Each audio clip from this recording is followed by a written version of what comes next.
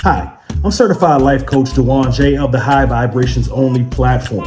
What you're about to watch is an open coaching session that was actually filmed on TikTok. I pray that the information in the video that you're about to watch will inform, inspire, and ignite you to become the best version of yourself. Don't forget to hit that like and subscribe button so that you're abreast of all future content coming from me. I'll see you in there. Let's go. I am excited to bring this to you. For those of y'all who did not get an opportunity to catch the framework of this series, we're talking about trusting the transition. Where there's growth, there has to be transition.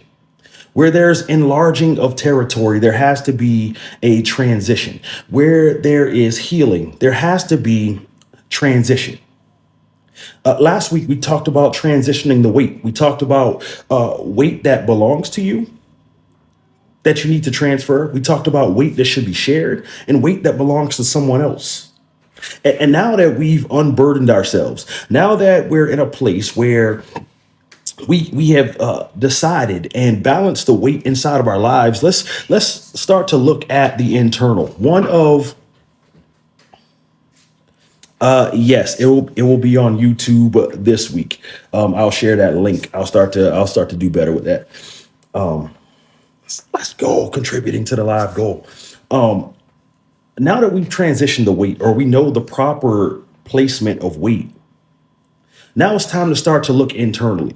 It's time to start to fix our minds and our hearts to transition. And one of the most critical things, one of the crucial things about trusting the transition is the relationships that we begin to form, the loves that we have in our lives, whether it's family, whether it's friends, whether it's romantic. It's time to start to trust the transition. And we have to talk about transitioning the season today because oftentimes too many of us get hurt. Too many of us get burnt. Too many of us get frustrated and disappointed. And it's due to Jamil. What's happening? Welcome in. And it's due to us using our senses to respond to whatever season it is instead of looking internally and preparing ourselves to be consistent through all seasons. We, instead of responding to whatever season it is and allowing our senses to dictate how it is, we have to fix ourselves to become a person, a creature of standards, a creature of boundaries, a creature of code, a creature of faith. We have to transition ourselves to become consistent through all seasons. If I'm consistent through all seasons, then it doesn't matter what season it is because I know that I'm going to be okay. If I'm consistent through all seasons, I don't have to worry about what season is coming because I know that I'm going to be resilient. I know that I'm going to be strong. I know that I'm going to be able to make it because I made it through the last season. And the same way that I made it through that season, I'm going to make it through this one.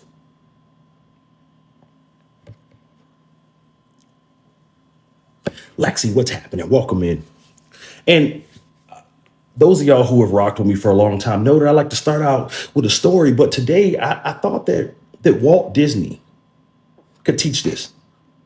Walt Disney could teach this. And I'd like to take a look at Beauty and the Beast. I'd like to look at Beauty and the Beast because this illustrates the point perfectly. For those of y'all who are unfamiliar, it's been a while since we've seen it. The plot of Beauty and the Beast is you have an inventor father with a beautiful daughter in the village named Belle. The father was an inventor, and Belle always had her nose in the books. The dopest dude in the village tried to holler at Belle, but she held her ground and decided that no was going to be the answer. I could stop right there. Too many of us allow looks. Too many of us allow looks to determine where our love is going to go. Too many of us latch ourselves onto anything out of loneliness. But Belle's father gets lost. His wheel breaks in the wheel, and he turns out he becomes the father or the prisoner of the beast. Belle goes in search of the beast and she offers to take her father's place inside of the prison. And as a result of that, she became a hostage. It's here that we have to pause and remind ourselves that just because you do good deeds and you were hurt by these good deeds, it does not mean that the good deed is bad. It does not mean that the good deed should not have been done. It does not mean that we should go into a season of regret. It simply means that you were following who you were and you were consistent in who you are. And as we progress through the story of Beauty and the Beast, we find out that Belle being exactly who she was the key to breaking an entire curse for an entire group of people. We find that her love for books is the reason that the beast softens his hearts towards her. We find that her love for books was an opportunity to find some commonality inside of the story. And all of a sudden, the prison began to look less and less like a prison and ended up as a palace. There are 10 things that I'd like to pull from the story of Beauty and the Beast that's going to help us out today as we discuss transitioning the season. The first thing that I'd like to pull out of the story is that being a good host, being a good host pays off. When the first night, the beast was looking in, he said, "Hey, she probably needs to eat." She says, "No, thank you. I don't want to be a prisoner here." And he throws a temper tantrum. He says, "Hey, if she's not going to eat with me, then she's not going to eat at all." But it was then that the people around the beast had to check him. The crew of the palace had to check him, and they knew that they needed to be a good host because she was, in fact, the last hope to break a curse. Looking around at life today, a lot of us put a lot of unfair pressure and a lot of unfair expectations on ourselves because we view ourselves as the last chance to break a curse. A generational curse of women that are being assaulted, a generational curse of men who womanize women, a generational curse of bad financial stewardship, a generational curse of getting pregnant before college, a bad generational curse of being just another statistic and going to prison. A lot of us look at ourselves as the last hope to break a generational curse. And then we look at our offspring, we look at our children and say, "Hey, I don't want my children to have to endure this." So we take this responsibility onto ourselves. And the people or the characters in the palace recognize this. They recognize that they could catch a lot more flies with honey than they could with vinegar. They realize that the way to somebody's heart is through kindness and not through force. They recognize the fact that this woman had their entire future on her shoulders. It's here that we have to remember that it does not matter what type of situation that you find yourself in. Some of us find ourselves looking ugly on the outside. Some of us find ourselves living life below our privilege, being our hands being tied, our hands having to hold things that doesn't necessarily belong to us. But as a result of that, instead of turning ugly, instead of being mean, instead of being callous, instead of being sarcastic, instead of being brutally honest, how about we try being a good host? How about we try operating from love? How about we try operating out of kindness? How about trying to be the very thing that we're looking for from society? The people in the castle, they began to cook the meals, and it was a gourmet meal, and she decided to eat it. And this is where the situation began to take itself. The second thing that I'd like to take from there is that oftentimes it's easy to be misunderstood.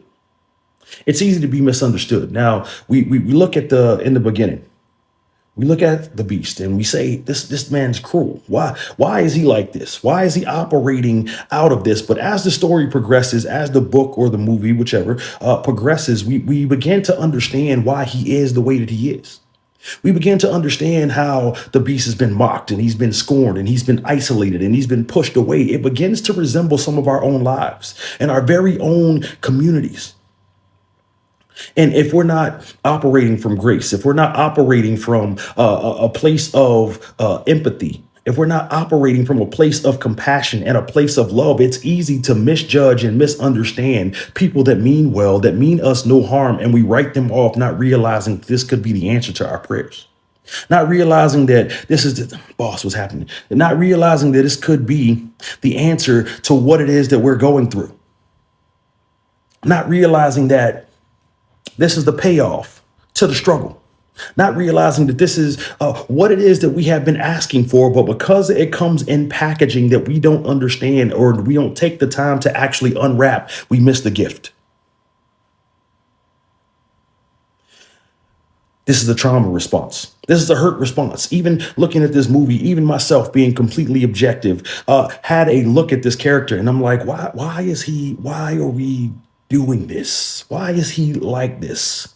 Why is this person want to gossip all the time? Why is this person so toxic? Why is this person such a backstabber? Why is this person so unforgiving? Why is this person so sharp with their tongue? Why is this person so angry at the world? The story has to progress because we understand that something happened to him and it was very traumatic for him. And once it happened, he had to put this beast on the outside. How many of us are tired of being beasts? How many of us in today's society are tired of carrying the world on our shoulders? How many of us are tired of carrying the family lineage and the family name on our shoulders? How many times in society do we see people carrying the weight of an entire marriage, an entire family on their shoulders because their partner or something is not meeting the way that it's supposed to? So as a result, I had to turn myself into a beast. My outward appearance, my sarcasm, my sharp tongue, the fact that I have trust issues, my anxiety all came as a result of a defense mechanism to ensure that I was never hurt again. That it ensured that the rose stayed underneath the glass. It ensured that my heart was somewhere protected. So I buried it beyond layers of clothing, layers of fur, layers of sharp teeth, layers of claws. It ensured that I would never be hurt again. But it's not until the right person comes along, the right group of people come along. It's not until I get into a good support system or someone who's willing to operate objectively, someone who's willing to operate without judgment, someone willing to take a chance, that I can begin to unravel, that I can begin to unpack, where I can feel comfortable because finally, after decades, someone sees me. After years, someone sees me. Third thing, not quite yet. There are things, so we have responsibility in this. We have responsibility in being, not being hot, right? Not being transparent, not being open, not being humble. We have some responsibility in this. And a lot of the times we speak sharply. We are hurt. We operate out of anger and we don't feel like explaining ourselves. Jackie, what's up, love? We don't feel like explaining ourselves. Instead, we hide behind cliches. It is what it is. It's gonna be what it's gonna be. I said what I said. What are some other ones? What are some other ones that people use? I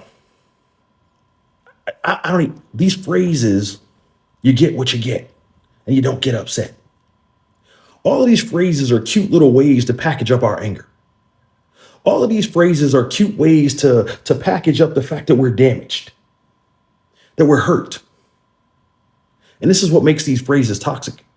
Because if you said what I said, or if you said what you said, then you were just as clear prior to that comment as you were after that comment. In other words, the recipient of your message is not receiving exactly what it is that you wanted them to receive.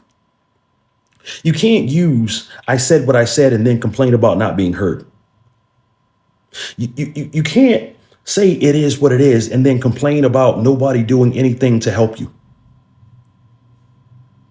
You can't use phrases like you get what you get and then hunger for more.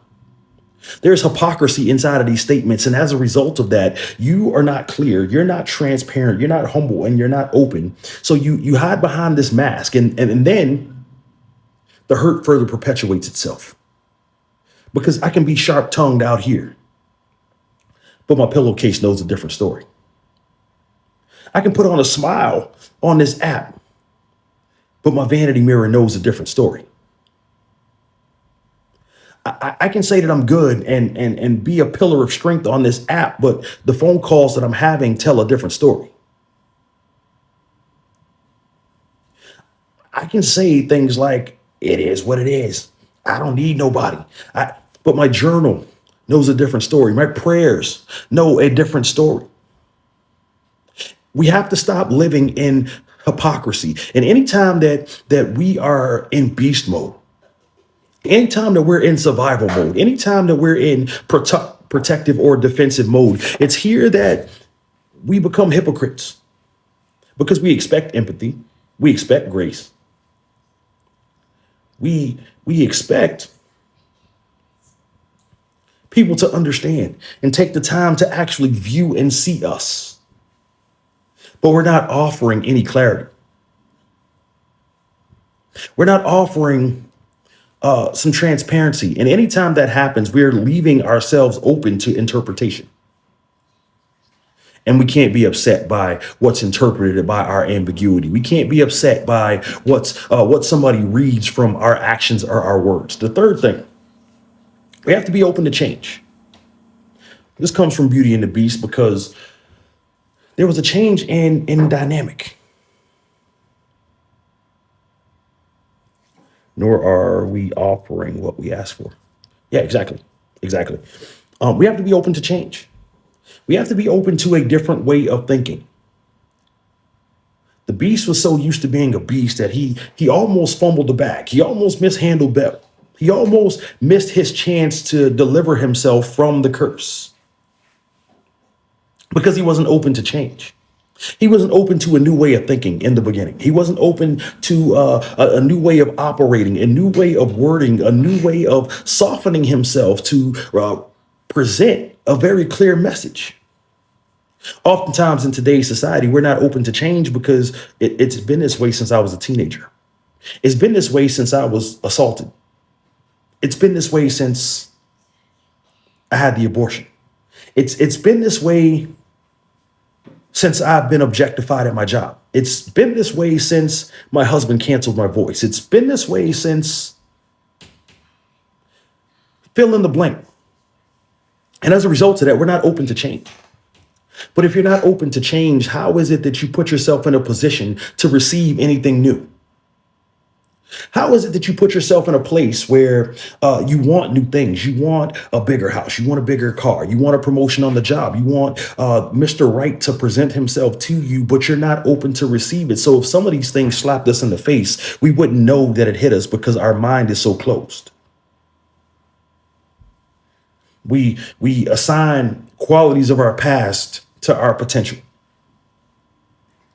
We assign trauma and pain from our past to our future because we haven't gone back and dealt with these things. And as a result, it keeps our mind, it keeps our growth mindset in a place of imprisonment. And because of this generates a poverty mindset. In other words, it generates a mindset of I'm going to save myself and be content with living mediocre because it's safer, because it doesn't hurt over here, because I'm familiar with what's happened here. And because I'm familiar, it's going to prevent me from expanding myself. It's going to prevent me from experiencing different things inside of my life. I have to be open to change. The next thing that we can get from there. What's up, Uptown? Swole, Frog Nation, welcome back. Jackie, good morning or good afternoon to everybody that just came in. The next thing is that real beauty is on the inside. Real beauty is on the inside. I hear you. No duh, coach. We all know this. What's the next point? Move to the next point, coach. No. Because if we honestly believe that, we'd stop being heartbroken by every man with a six pack. If we honestly believe that, we'd stop being heartbroken by every woman with a BBL. If we honestly believe that, then we'd look beyond the wig, the lace fronts, and the lashes. If we honestly believe that, then we'd stop looking for broad shoulders. We'd stop looking for people above 6 feet tall. We'd stop looking for the athletic type. We'd stop looking for the tattoos. We'd stop looking at skin tone and texture. But the real beauty is actually on the inside. Too many of us are locked into what we find physically attractive, what we find to be physically stimulating. And the crazy thing about this is that the fact that we continue to look for things that are physically stimulating, the fact that we continue to look for things that are physically attractive to us is a result of trauma. It's a result of trauma because this thing needs to be physically stimulating. So it strikes me in a place in which I don't have to think. I don't have to empty my mind. I don't have to confront what's in my mind and what's in my heart. So I'm going to attempt to replace things that, okay, I'm gonna replace things that I'm supposed to feel with things that are looking to fill. This is why we look and be like, I'm a good woman. I was a good woman. I go to the gym. I do what, yeah, whatever. What's your prayer life like? Girl, did you see that man right there? He's 6 feet tall. He's got the dreads. He likes to shake them. What's going on underneath the dreads? I just like the way his beard glistens. Yeah, what about the way that he talks to you? I like a man that's good with his hands. But what are those hands doing? Are they working to build or are they working to destroy you? We have not grasped the concept that the real beauty is on the inside because we rarely take the time. We rarely take the time to look at the inside. We rarely take the time to investigate. And this is why I teach and preach from this platform, slow down your vetting process. I need to know what the driving force is behind your purpose. I need to know your why. I need to see what your vision is. Bad boys out here talking about they want a submissive woman. But what are we submitting to? Submission means that to come under the mission in the way that we mean it. Are you looking for a wife or a slave? Are you looking for a girlfriend or a slave? Are you looking for a husband, a fiance, or a financee? What is it that we're looking for? And why are we not doing due diligence to get it? I remember my grandma, every year for Christmas, she'd get a shoebox. And in that shoebox, she'd put a candy cane, an orange, and some socks and some underwear. Right? Now, y'all might be saying, good grandma. Good grandma. She's good. She gave you things that you needed. Yes. Yes, she did. Damn me, what's happening? She gave me things that I needed. But she dressed the box up as if it were the fanciest gift ever. She was an expert wrapper. She was an expert at packaging the gift. Now, going in there, I could not wait. I could not wait to open grandma's gift. She'd buy the best paper. She'd do the little bows on the side, the way that it was all drawn up. It would be like the shiniest package under the tree. And when I got there at 8 years old, 9 years old, 10 years old, you get there and what's on the inside is disappointed. It's disappointing because it's not what I wanted. It's not what I wanted. It's now looking back as an adult that I realized that she gave me a better gift than anybody else did. Why? Because the orange was, let's go, joining the team. Thank you so much. It was then I realized that she gave me exactly what I needed. I use underwear and socks on a day-to-day basis. This was something that was useful for my day-to-day life. And a lot of us, when we're choosing partners, when we're choosing friends, when we're choosing people to become our family, we look at the packaging and then we get disappointed because it's not exactly what we wanted. But is it what you needed? Is it something that's useful for you on a day-to-day basis? Is it somebody that's going to call you beautiful on a day-to-day basis? Is it somebody that's going to tell you that they love you? Is it somebody that's going to push you towards purpose? Is it somebody that can hold you accountable? Is it somebody that's going to instill tools in you that you could use on a day-to-day basis? And when the weight of the world is on your shoulders, you know that you can walk through the door and grab a hug. You know that you can walk through the door and grab a kiss. You know that you can pick up the phone and text and get an encouraging word, some accountability, some keep going, baby, you got this. Instead, we want the shiniest new toy. We want the shiniest new iPhone, but is it useful on a day-to-day basis? Okay. Let me move. Number 5, the fifth thing that we can learn, from this is knowing when to say no. Knowing when to say no. We're talking about boundaries. Belle had an opportunity to get with the richest man in the village.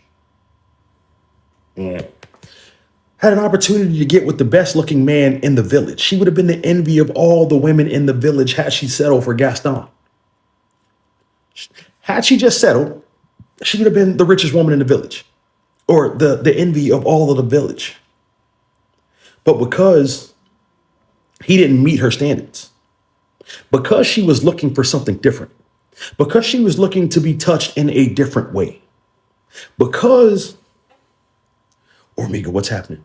Because her values were set on intellect and not what's on the outside. She was focused on what was internal and eternal and not what was external. She told him no. She rejected. She knew where to set her standards. Some of us in today's society, we look at the things, fool's gold. We look at the shiny things. We look at the people that are coming into our lives that'll give us a flash of brilliance. They'll give us a flash of exactly what we said we wanted.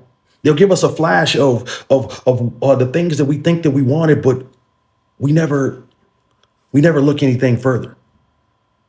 We get into a season, and because they check off a few boxes, because they were different than the last one, we overlook the fact that they're actually the same underneath. Right? One of my favorite analogies to use here is the Twix commercial. The Twix commercial, for a long time, they ran this campaign where they had left Twix versus right Twix. And one Twix was caramel cascaded over chocolate. And the other one was chocolate cascaded over caramel. Do you see what they just did? They were playing, but they were preaching to you about human relations. One had a red package and the other one had a gold package. And this is where a lot of us stop. Because we have no standards, or because we don't enforce our boundaries, because we don't enforce the standards, we don't enforce the things that we say that we want, we're really just opening a different color package to get the same ingredients. This is why 5 relationships in a row have failed. This is why every group of friends that I get with are toxic. Because I'm just opening the package because it looks different than the last one. But the ingredients are the same. The motives are the same. The behaviors are the same, but I fall for it hook, line, and sinker just because the package looks different. Know where you're setting your standards. Belle looked at Gaston and said politely, "No, thank you, sir. I see you. You see me too, though." In other words, you may be enough on the surface for somebody that's not as smart as me.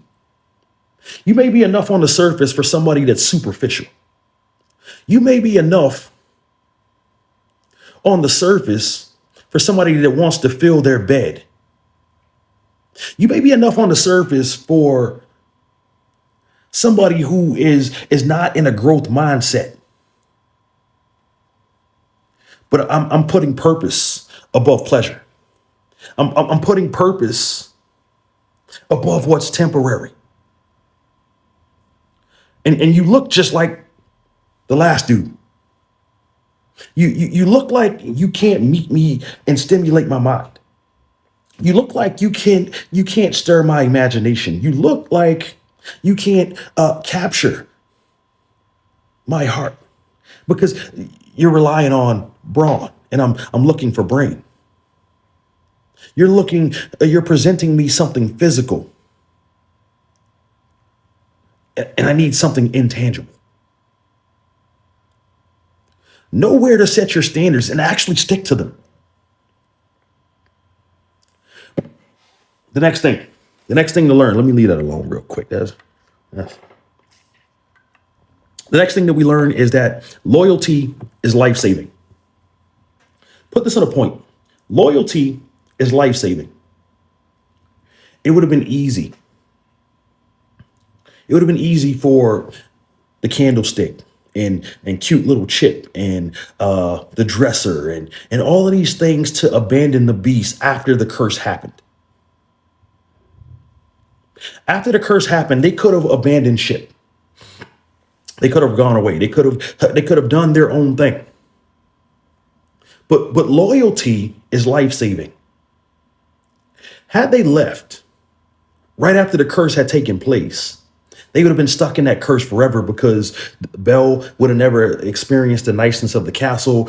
She would have never won over the beast. The beast would have never fallen in love, and the curse would have never broken. Jen, what's happening? It would have never happened. You have to be careful of people that only want to be around you when things are going well. When extravagant parties were happening at the castle, everybody was there. Everybody reaped the benefit. Everybody was able to take advantage.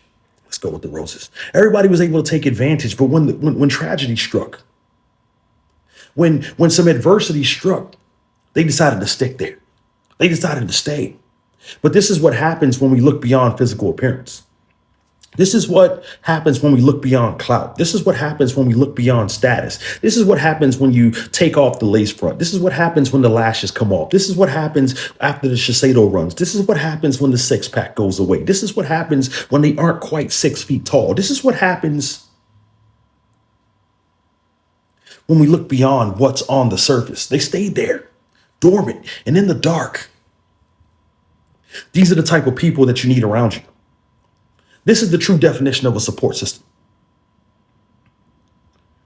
People that'll be there with you when it's winter season.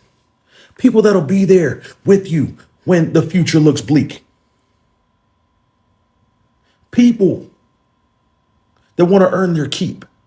It's easy. It's easy to be in my life. You can pick up the phone and call me. Yo, D, how you doing? I'm never bad. Let's go. What are we doing? Let's roll. But what about when tragedy strikes? What about when I'm in a not so good mood? What about when I'm starting to believe that inner critic? What about when I forget who I am? What about when I can't find my way? Will you be here?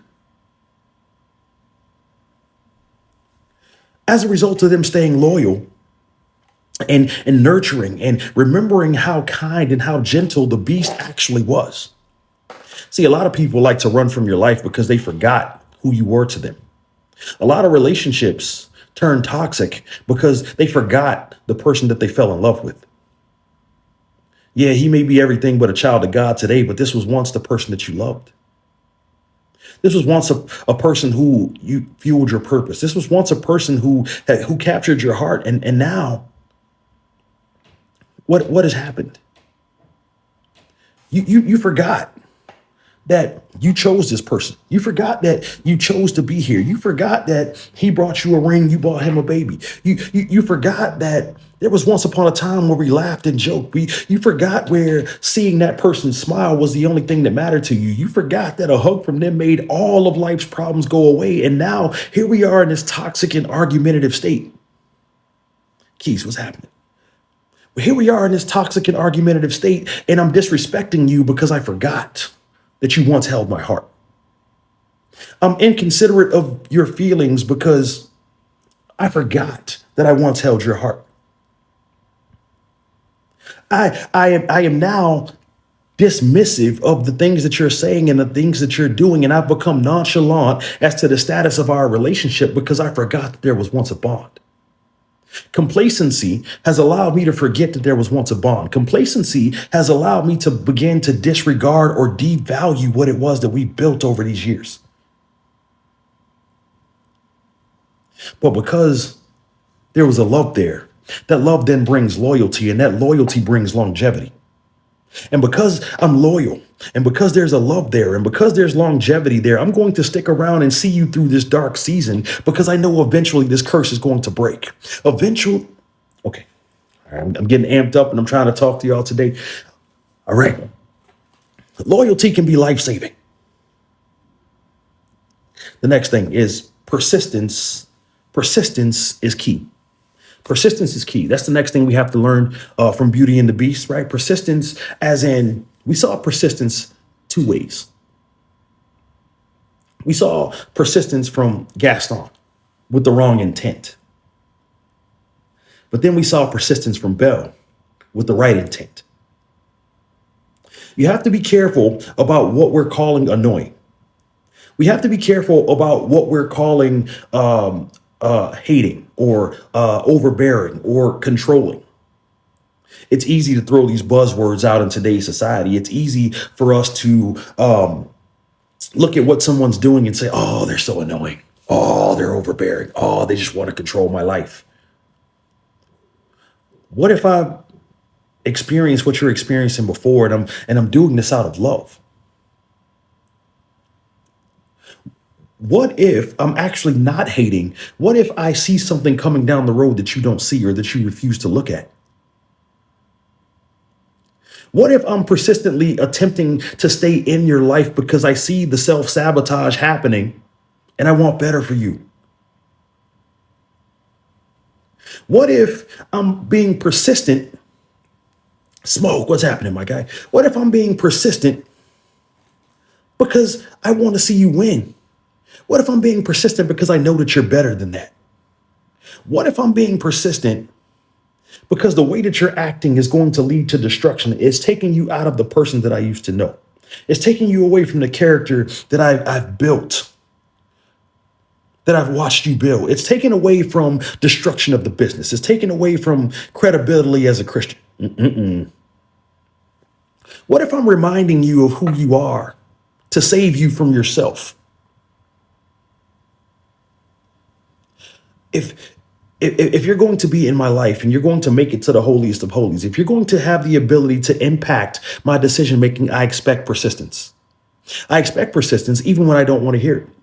Like I know sometimes I can be, nah, I'm not trying to hear that. But love brings loyalty. Loyalty brings longevity. And longevity can then lead to legacy or can lead to being a legend. It can be a friendship or a relationship, a marriage, a family dynamic that can be studied and passed on to the next generation. But this requires persistence. Persistence is easy. It's easy when there's no resistance. It's easy to keep chugging along if I never encounter a pothole. It's easy to continue to grow if I never have to plant roots. It's easy to clean a floor without a table. It's easy to clean a floor with no couch. It's easier to clean a floor if there's nothing established here. But when you meet the resistance, can you be persistent? Persistence is the key. The next thing, be humble and be kind. Be humble and be kind. When we make it to a level, when we get to a certain level, when we make it to a certain level of success, a certain level of clout, a certain level of prosperity, once we get there, it's easy to lose sight of where we came from. It's easy to be judgmental. It's easy for us to dismiss the struggle and the walk of other people. And as a result of that, we start to gatekeep information. We start to gatekeep methods. We start to gatekeep folklore. We start to gatekeep secrets on how we got there. We start to gatekeep our resources. The most valuable thing that you have in this planet is time, talent, and treasure. Time, talent, and treasure are the most valuable things that you have. But once we get to a place where we're no longer humble, we forgot that somebody once shared it with us. We forgot that we were the people that needed to come up. We forgot that we were the people who once needed a hand up. We forgot that we didn't know our way at one point in life and somebody shared time, talent, or treasure, or sometimes all three. We forgot. Our humility has gone out the wayside. We begin to get that Icarus complex where we feel like we're flying too close to the sun, not realizing that it's this very mentality that's going to cause us to fall.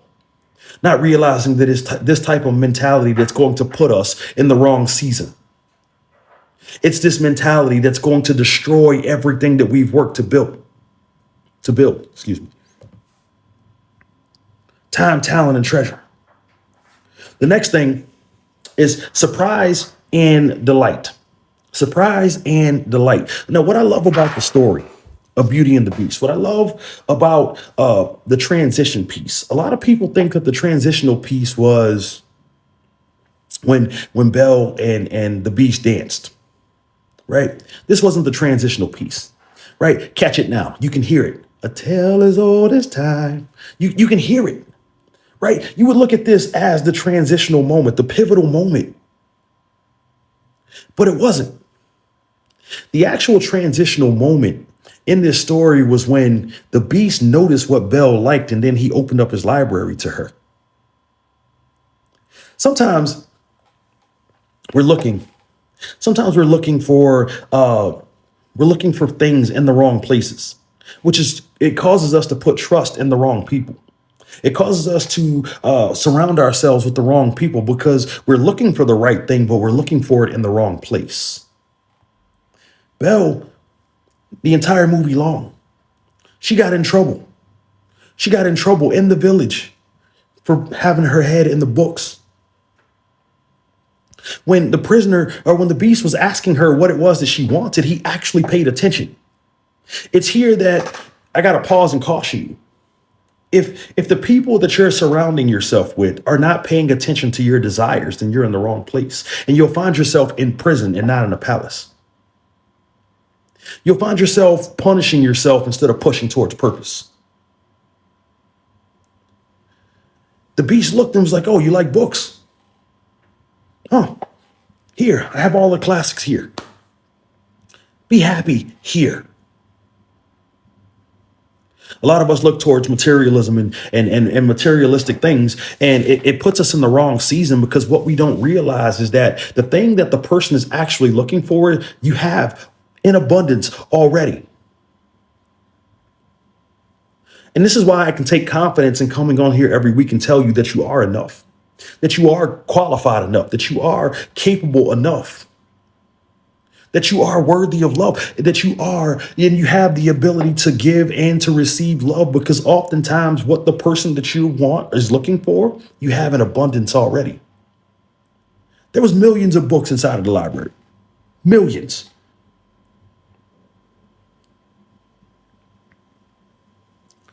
Wait, if we tell someone we like books, they will get them for us.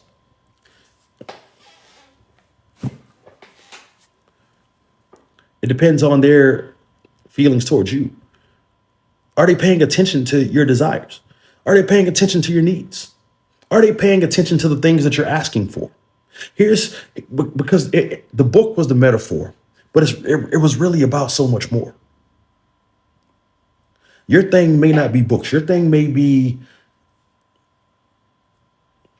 I don't know, I like romantic gestures. And then the person comes along and he's a hopeless romantic and he's read all of these love novels and he's read the Shakespeare and he's read the Cyrano de Bergerac and he's seen all of these things. So he has that in abundance. Don't get lost in the metaphor here. Usually the person that you're looking for, usually the person with the right call to you and the right purpose to you has what you're looking for in abundance. But we don't do the proper vetting. We'd rather push the person away because they're not physically appeasing to us, because they don't have the right symmetry for us, because they're too short for us, because, fellas, her booty's not big enough. She looks like a twig. Because she's overweight. Because she doesn't look like something I can show off to my boys. Stop looking about what's on the inside. Stop looking at what's on the outside. It doesn't matter. It doesn't matter. It really doesn't. Can this person push me towards purpose? Can this person propel me in purpose?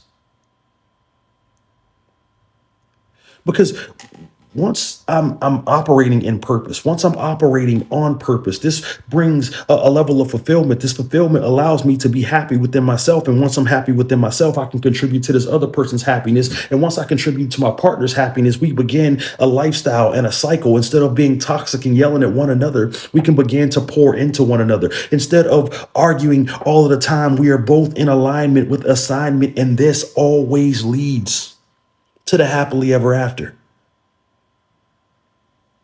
The shift wasn't where we thought it was. The entire time we've been watching this movie wrong. We've been reading this book wrong. Because the outside, oh my God, because of the outside, right? The song and the fireworks that were going off as they were dancing in the ballroom would lead you to believe that this was the pivotal moment. But the pivotal moment happens before the pivotal moment in your happiness. The pivotal moment in you walking in purpose happens prior to an outward manifestation of it. Oh, did you hear what I just said? We were looking at the dance because of fireworks. We were looking at the dance because society has told us that this was the most romantic movie part of the movie. Society has told us that because the song is going there and I can hear the song in my head and I just want to be held like that. And I just want to be kissed and caressed like that. I just want to be danced with like that. I just want to have a romantic experience like that. But the truth of the matter is the most romantic thing that the beast did for her was open his library, something that he had in abundance already. I don't need the tuxedo. I don't need the slow dance. You've done the best thing that you can do for me already.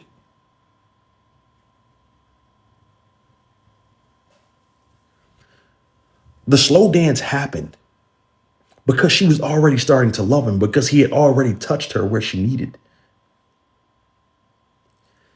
The pivotal moment always happens internally before it manifests itself externally.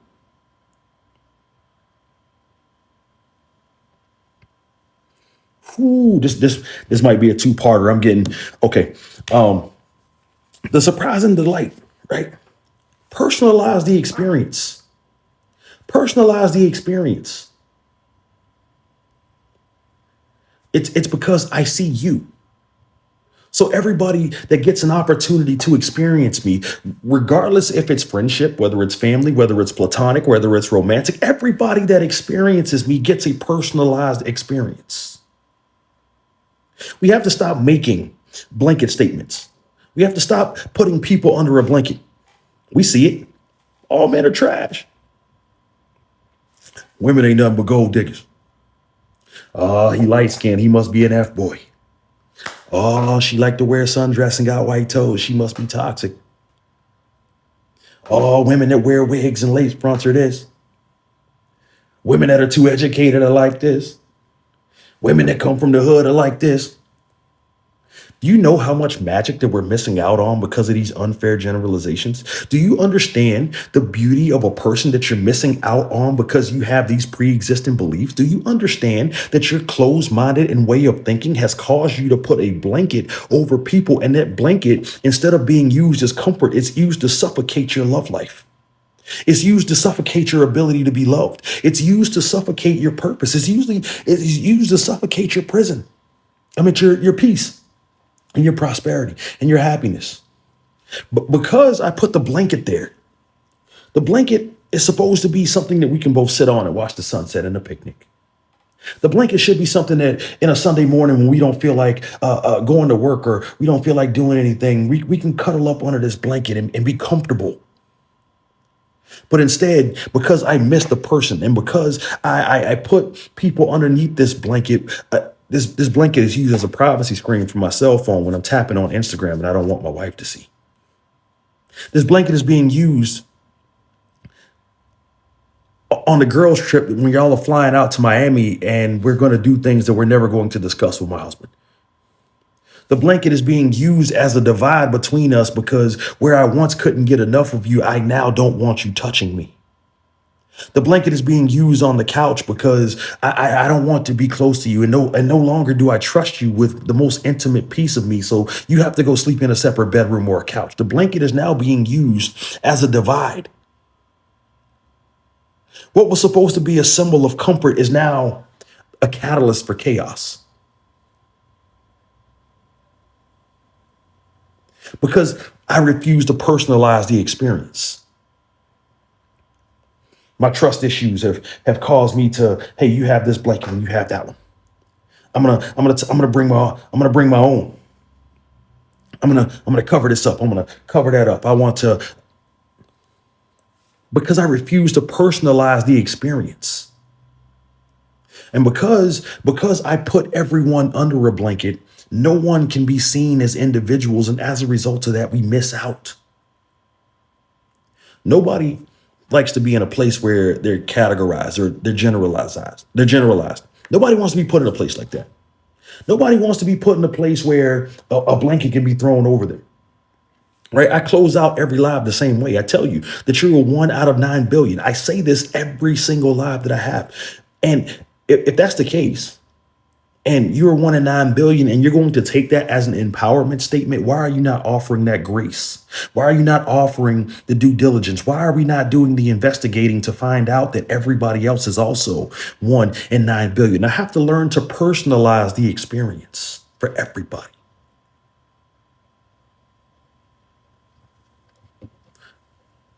The next thing to take out of there is embrace what makes you unique, right? That's what happened. That's what happened. Embrace what made you unique. Here's the most powerful lesson that we can take from Beauty and the Beast. Belle, being faithful to herself, allowed her to discover an attractive prince that set her and her father up for life. The same place that she was the black sheep, the same place where her father was mocked for being a failed inventor, the same place where she was yelled at for being a bookworm. Because she was faithful to herself, because she was who she was, because this made her unique and stand out from everybody in the village, the other people around her did not like it.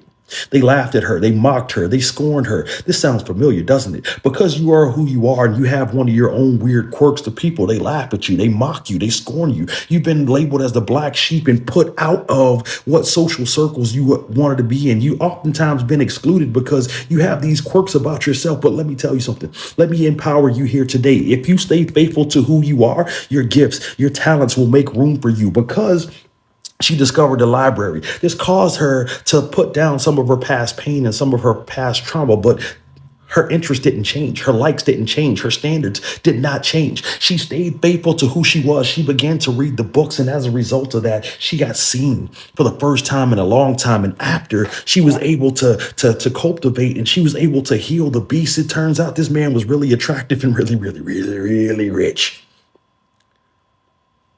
Your treasure, your purpose, your vision, your destiny it comes with you staying faithful to who you are. You are fearfully and wonderfully created. You are more than a conqueror. But it requires faithfulness in order for you to be seen and be seen in an accurate light. In order for you to be seen and be seen for who you are and not what you have to stay faithful to who you are. You have to stay faithful and operate in who you are, no more, no less. Because here's what happens. If I conform to what society says, then my purpose It's not looking for me. It can't personalize the experience because if everybody has a BBL, it's just as good as nobody having one, and I group you all. If I'm a believer, if I'm a Christian, and I stay faithful to who it is that I am, and I want a God-fearing man, but I'm in the club because I want to find him, and the dreads are in you're in the wrong place. And as a result of that, you're going to miss your season because you're not being who you are. And that means that you're not where you're supposed to be. And because you're not where you're supposed to be, fate can't find you. Destiny can't find you. Purpose can't find you because you're not where you're supposed to be. You are operating in the wrong place. You are operating in the wrong season. So a lot of the times when we experience loneliness, when we experience isolation, when we experience ridicule, when we experience a place of it seems that the world, God, karma, the universe is all against us, when it seems like we can't find our way, we're usually going to a transition. And we have to trust this transition and then transition the season that we're in. Remember, I said at the very beginning of this, it's not about your senses responding to a season. It's about changing what's on the inside so that you're consistent. And that way, you're the same every season. The things on the outside change, but the person on the inside does not. And it should not. And my standards should not change. My beliefs should not change. Grow, but not change. Stop relying. Put this on a point. Put this in a point. Stop relying on your senses from a particular season to be a substitute for your standards. Stop relying on your senses from one particular season to be a substitute for your standards. Those of us that believe tell you that my standards come from there, right? But if that's not your thing, then it's important for you to develop a set of standards that are not going, they're not going anywhere. But what happens is we'll experience a winter season and we'll allow the feelings from lonely and isolation and being disappointed in a failed relationship and strengths. She said, repeat. Stop relying on your senses from a particular season to be a substitute for standards.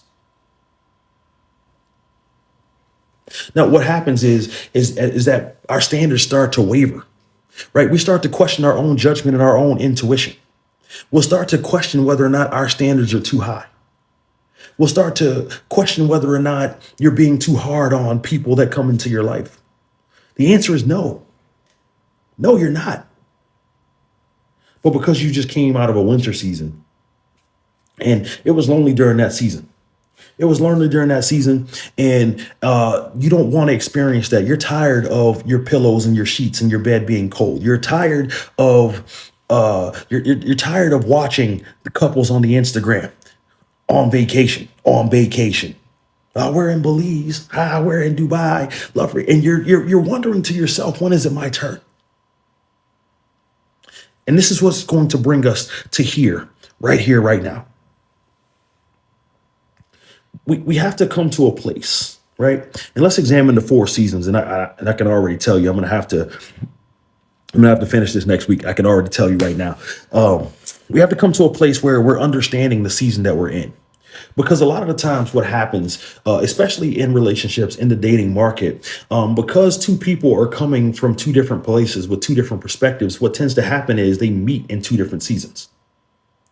Now, because trauma and because pain and because, hurt has happened, ego won't allow either one person to slow down or the other person to speed up, or both happening at the same time so that we can meet in the entire season and create the house that we're supposed to be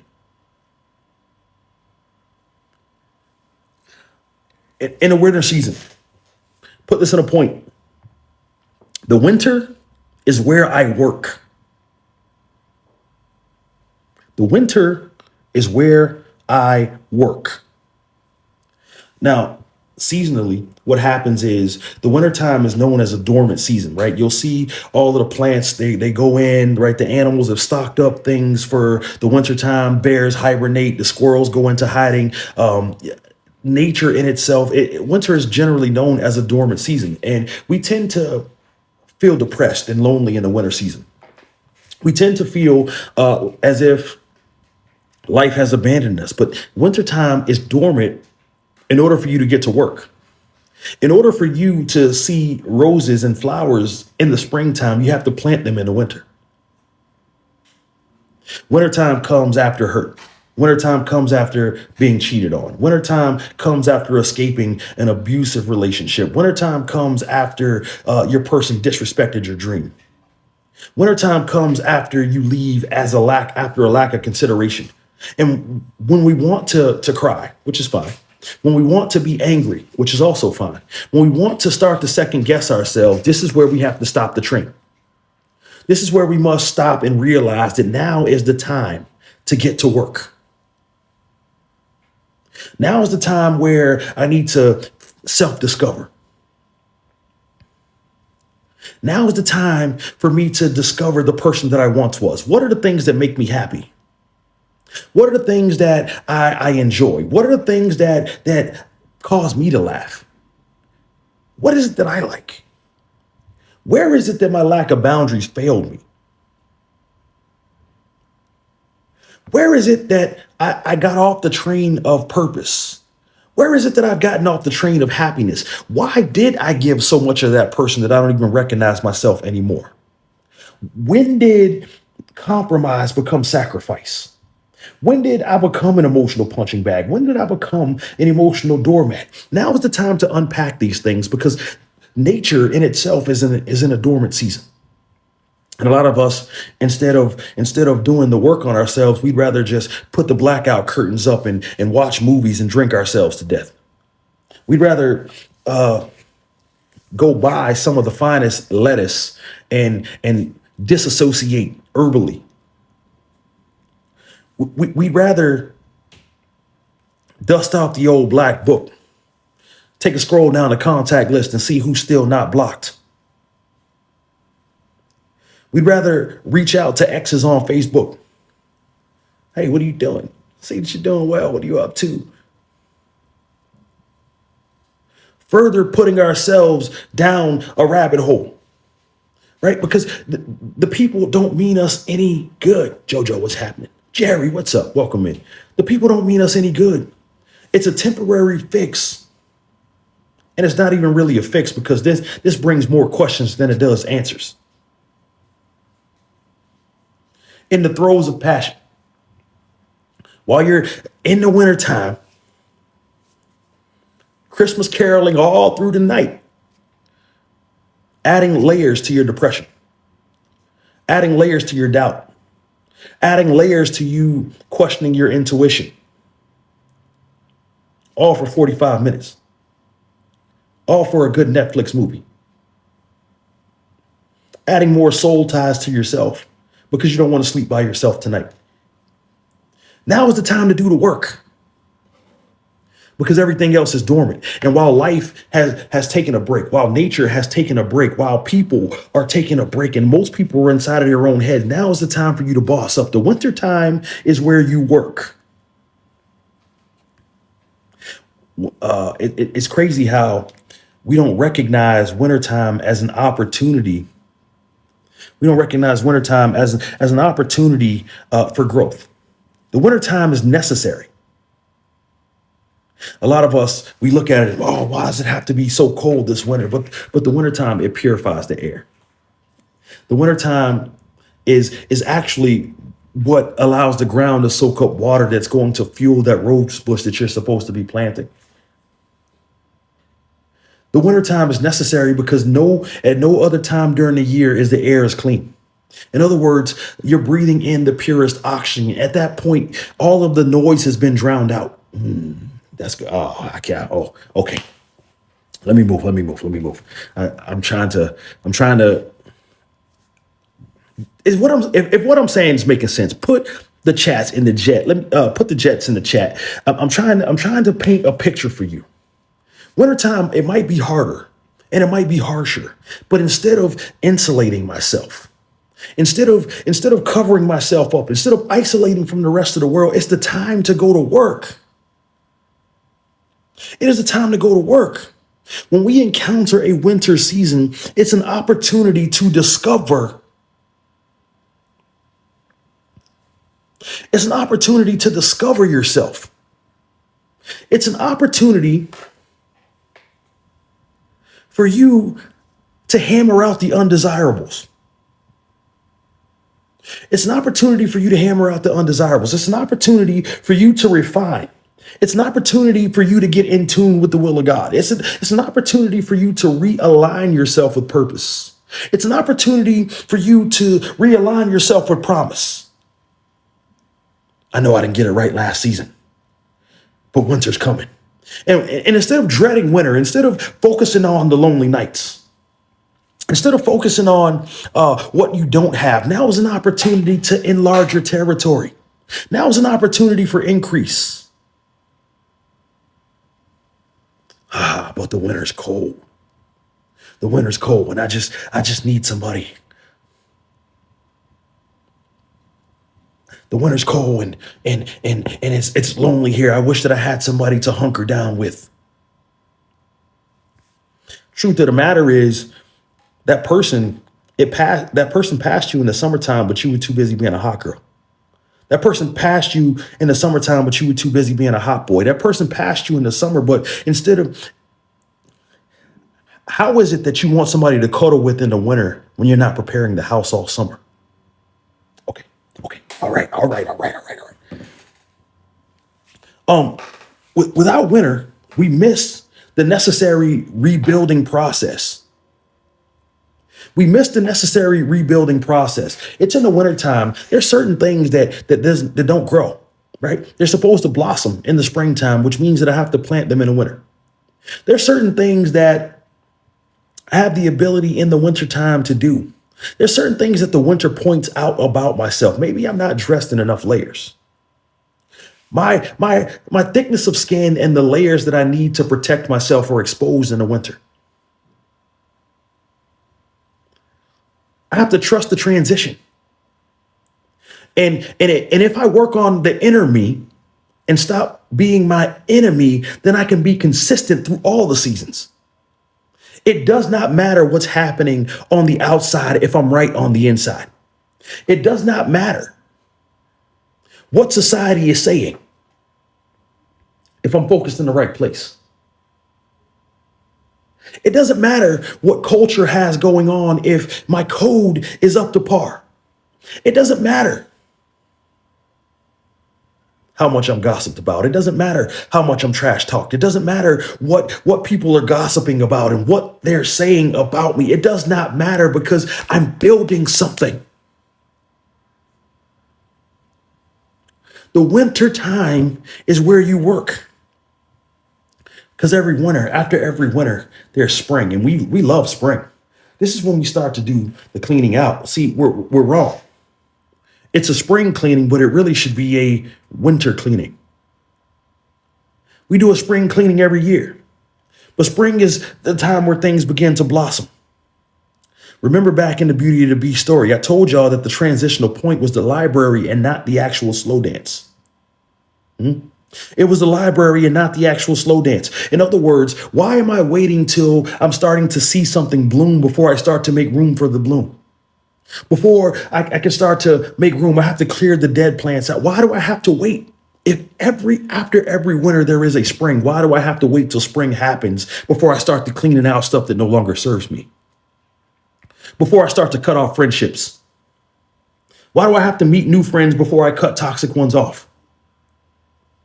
Why do I have to have a new romantic prospect before I realize how toxic this dude is or how toxic this woman is? Why do I have to find or get permission to find my tribe before I realize that my family has done nothing but demean my dreams and kill my vision the entire time? Why do I have to wait till spring when the winter time is when I work? Springtime comes after every winter. Shake, what's happening? Put this in a point. Spring is the season for showing and sight. Spring is the season for showing and sight. But here's what happens. It was a long winter, and here's where we move out of season. A lot of people fall in love in the springtime, and this is the wrong time to do it. A lot of people don't take the time to do your due diligence. It's here because I'm feeling better about myself. It opens my mind up. It sends the dopamine to my brain. It sends that calming feeling to my brain. And as a result, the first person I encounter after winter is the person that I think is my person. Whoo, it's going to be tight next week. I'm telling you. But the springtime is honestly the time for you to show who you are, right? Show the improvements that you made. Show the results of the de-weeding and the pruning. It's for you to show who you are, but it's to see that the people around you are lovable. Are they worthy of your love? And I'm not talking about agape love. I'm talking about eros love. Because okay, let me nerd out real quick. Where are my glasses? There are four types of love, right? And there's the agape love, right? The love that God loves us with, right? This is unconditional. But eros love is specifically romantically pointed. And after a last relationship, after we start to feel better about ourselves, because we didn't do the work during the winter, the first person that we encounter during the spring is the person we think is the person because they're different from the last person. But remember, Twix factory, right? Red packet versus yellow packet, right? One is caramel cascaded with chocolate and the other is chocolate cascaded with caramel. They're the same ingredients, just in under different packaging. The springtime is not the time to fall in love.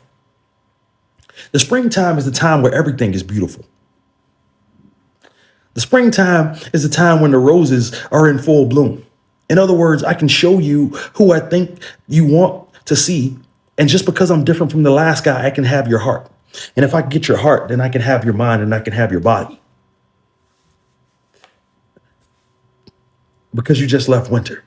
And the only thing that you did was reset the season. When you come out of a winter season in your life, it's an opportunity for you to show your progression, but it's also an opportunity for you to observe everything and everybody around you. It's an opportunity for people to show you who they are because I planted these seeds in the wintertime, because the bond was built in the wintertime. I want to see if the leaves are going to be in full bloom. Are you the type of flower that the seed packet said that you are? It's not we have to stop falling in love during the spring season. I'm going to try and get through this. I really am. I really am. But I also don't want to rush it because I need y'all to catch exactly what's happening here. So the springtime, a lot of people fall in love here, but I need to observe. Are you who you said you are? Usually because we're not going outside, because we're snowed in and we should be working on ourselves, right? These are normally FaceTime conversations. These are normally phone conversations. This is normally text message conversations. But the springtime is when I have to observe.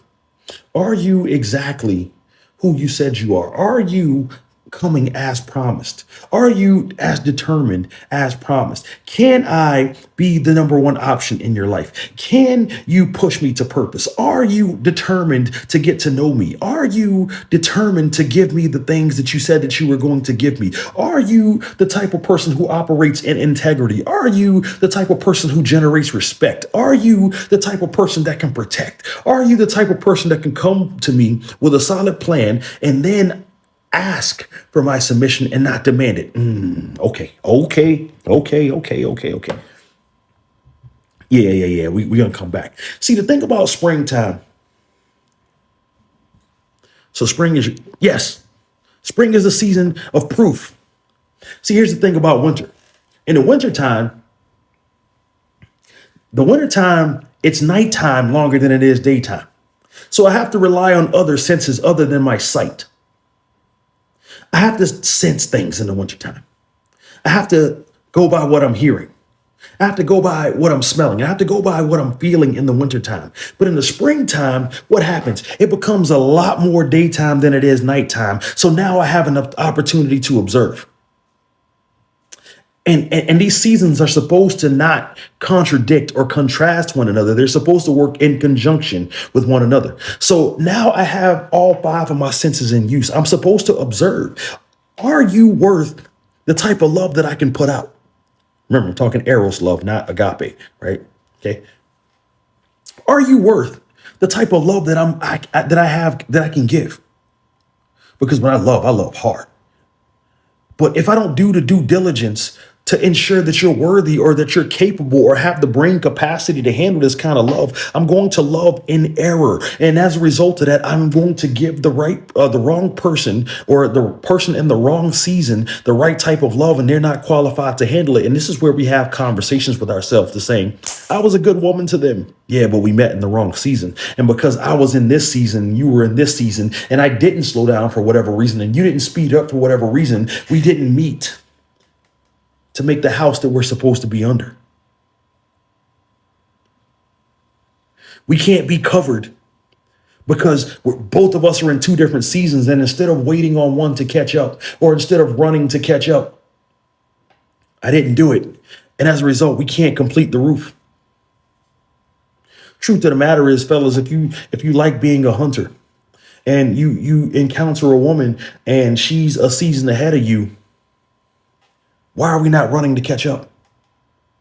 Why are we not qualifying ourselves instead of wasting her time? Ladies, if you're willing to run, or if you're in a season where you're ready to receive love, and you meet a man that's not at that level, why are you not slowing down to catch him? Where's the patience? We have to meet. One has to speed up and one has to slow down. And sometimes it happens the opposite way, where a man is ready to have a wife. He meets a woman that's not quite ready to be a wife, but instead of slowing down or exercising some patience, or instead of leaving that person alone, we miss the opportunity. So we continue to run, and we grow on different trajectories, because the person that's supposed to protect me, the person that's supposed to hold me accountable, the person that's supposed to be my person, the person who said that they were going to demonstrate patience, the person who said that they were going to be different than everybody else, has left me out to dry in the same season. Okay. Let me settle down. I'm trying to talk to you today. But the person, see, here's what happens. The ultimate goal is a long-term relationship and marriage, right? Is getting the ring, right? We want a forever ship. Now, regardless if you sign. Okay, let me caveat this. Okay, as a Christian, I believe that long-term relationships should end in marriage. Okay, boom, it's out there. But for those of y'all who don't subscribe to this, who want the long-term relationship, the concept is the same. Check this out. When we meet at the altar, right? When we come into agreement, right? When we come into covenant with one another, right? This is two people coming together to die, to become one. Right? This is the concept, right? It does not matter if you put the legal term on it or not. The thought process and the feelings and the intent and the spirit behind us moving is the same.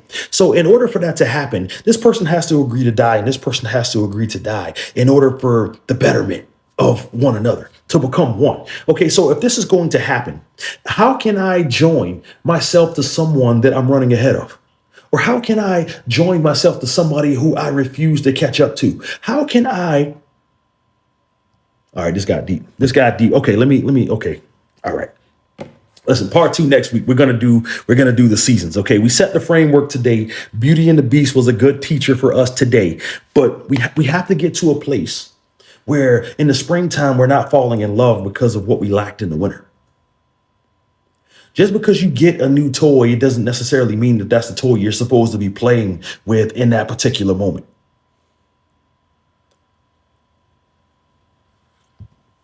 So we fall in love in the springtime, and it's out of season. The springtime is a time for rebirth, right? This is what happens. In the wintertime, old things pass away. Old things die down. Things that are not serving us go away. They go away. And the springtime is a time for rebirth, right? This is where we start to see leaves bud. This is where we start to see flowers form. This is where we start to see the rebirth of things, right? So in the springtime for you, emotionally and mentally, this should be a rebirth of hope. This should be a rebirth of positivity. This should be a rebirth of optimism. This should be a rebirth of drive. This should be a rebirth of a dream. This should be the rebirth of vision. This should be a rebirth of you being unapologetically yourself and adhering and making people around you adhere to standards that you have set. This should be a rebirth of morals. This should be a rebirth of relationship. This should be a rebirth of boundaries being set. This should be a rebirth of resilience. This should be a rebirth of the very things that empower you to be you. Because in a spiritual sense, in an energetic sense, right, our brains and our bodies are revitalized by springtime because we begin to see different things. We begin to see nature come alive. This is what happens, right? So as a result of that, if I'm going to operate at my highest vibrational point, I have to ensure to not make the same mistakes that I made last fall. I have to make sure to put myself in a position to not have to have a hot girl summer.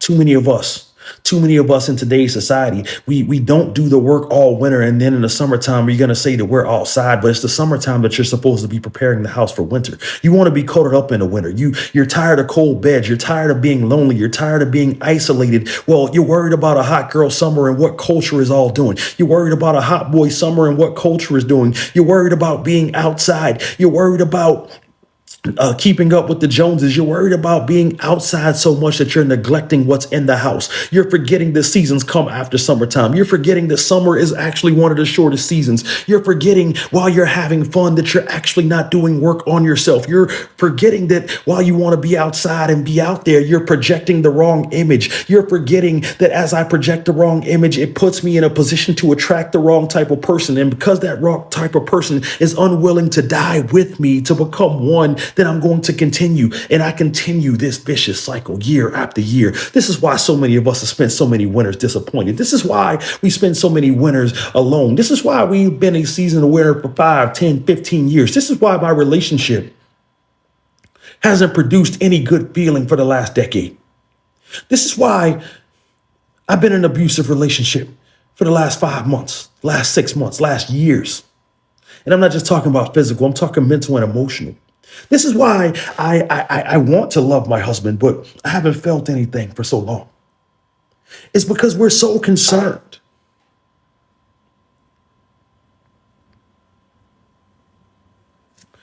She says, do I add fertilizer to the soil or do I just keep adding water? He's slow, I'm fast.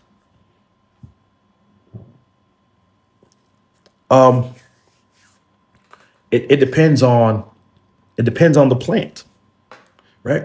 So sometimes the water is just not going to be enough. Sometimes the soil, right? The bed that the seed was planted in is not going to be enough because it doesn't have enough nutrients, right? That's the point of fertilizer. It's because the soil that you planted in doesn't have enough nutrients. So the fertilizer is put there. No, it does. The fertilizer is put there as a supplement to the soil that's already there. So if the water has not been working, what could fertilizer hurt? At least you're trying. Fertilizer has never killed the plant.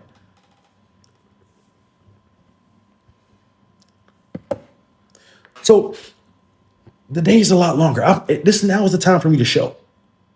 I need to show, but because I have double the eyes, double the ears, double the nostrils, double the hands, I should be observing twice as much as I'm showing. Too many of us get in trouble and we force ourselves back into winter because as soon as we come out as this brand new person, we speak too specific and we give people the exact key and the address to our houses. So we're no wonder why people come in and just rob us of things.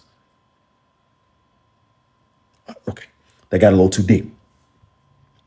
Let me leave this thought here, and then we're gonna pick this up next week. We're gonna do a part 2. Instead of, you hear me talking a lot about summer and you hear me talking about, hot girl summer, hot boy summer, being outside during the summer. Put this in a point and I'm going to park here for today. Heat is for applying adhesive. Heat is for applying adhesive. A lot of us think that the summertime is to flex your independence when in actuality, the summertime is for you to heat up the person that you observed in the spring for the cuddles in the wintertime. We'll get into that next week. We shall get into that next week. Sheesh, the time got away from us. I hope and I pray. I hope and I pray that that this conversation, this warm up, this turned out to be a warm up. That it was a blessing for you, and I pray that that you will join me next week, where I will get into these seasons. I will get into these seasons in depth next week. Yeah, well, it looks like we're gonna do a transition the season part D. And yeah, once that happens, we will yeah, we'll get into it. Questions, comments, or concerns that I could answer right here, right now, about what we talked about today.